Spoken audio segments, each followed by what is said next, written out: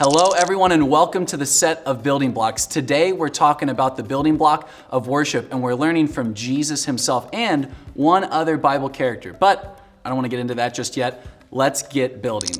Today we are talking about worship and its many forms. It has a lot of forms, a lot of different ways that we can worship in our lives, but I want to talk specifically about the importance God puts on the act of worshiping when it means singing and dancing to God. And fortunately, we can head back down to the Sermon on the Mount and hear from Jesus himself and this other guy about worship. So let's head on down and see what Jesus had to say. So here is Jesus on the Mount. And remember, the Sermon on the Mount just refers to a time where Jesus taught his disciples up on a hill.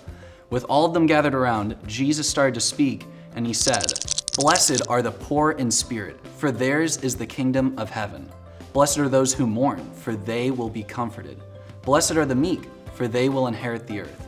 Blessed are those who hunger and thirst for righteousness, for they will be filled." Wait, blessed are those who hunger and thirst for righteousness? What about those who hunger for a burger and thirst for some soda? You guys didn't have burgers back then? Oh, I'll just get our burgers to go then. Blessed are the merciful, for they will be shown mercy. Blessed are the pure in heart, for they will see God.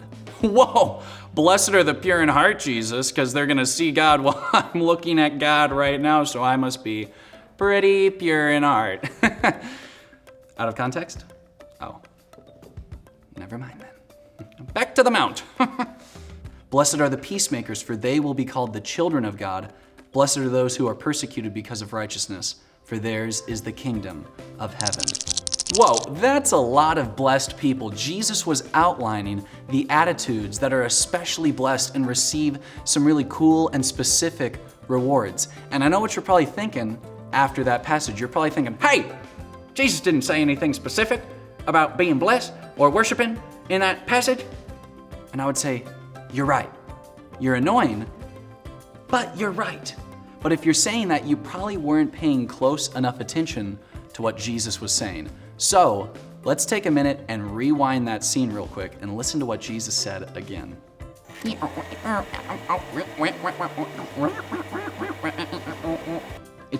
Okay, guys, it's a low budget production. Okay, just back to Jesus, rewind. Okay. Blessed are the pure in heart, for they shall see God.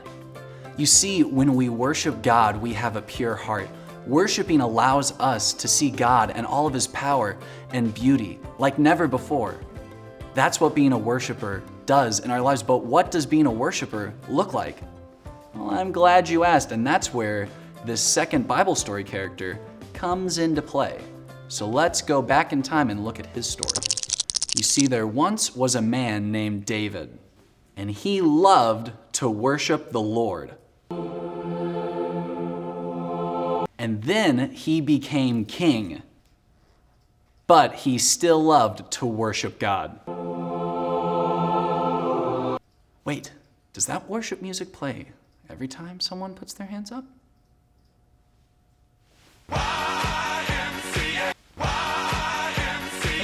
I don't think that's worship music. Or is it?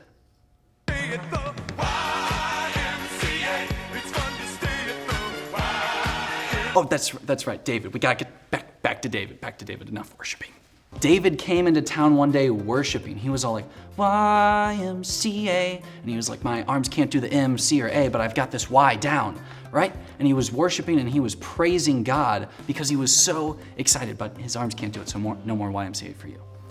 Right? And he was praising him because the Ark of the Covenant had come back into their possession, right? This item that symbolized the presence of God was coming back to the nation of Israel. And David was so excited about it that he couldn't help but dance his way through the streets singing praises to God. And he just kept doing it all the way through the city gate. He was just... But David's wife saw him dancing into the city and she was not happy about it. She thought David looked ridiculous and that he needed to be acting more like a king because what he was doing was not very kingly at all. So when she finally saw him, she was like, David, what are you doing? Why were you dancing like that out there in the street? And David was like what? And she was like this. All of this. You were doing it. And he was like, oh, you mean this. That? Yes, that.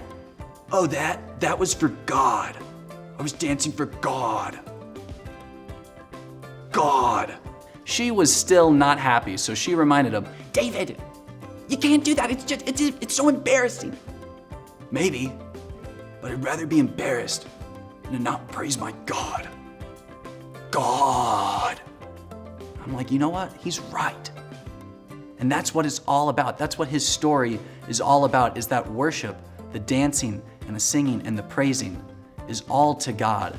And even though it might feel off sometimes, and some people might think that's not the way we should be living or worshiping God, we know that our Lord appreciates it when we will lift our voice and use our bodies to just tell him how great he is, to move and to sometimes be a little embarrassed because we care more about what God thinks of us than what people think of us. And that's what worship communicates to God. It communicates to him that we value the way he sees us more than the way anyone else sees us. And that's why it's so powerful. That's why when we worship, that we have a pure heart and we can see God. So, what did we learn today? We learned that worship is super important. And we learned that the YMCA is a form of worship. Let's do it now. 3, 2, 1, and we go.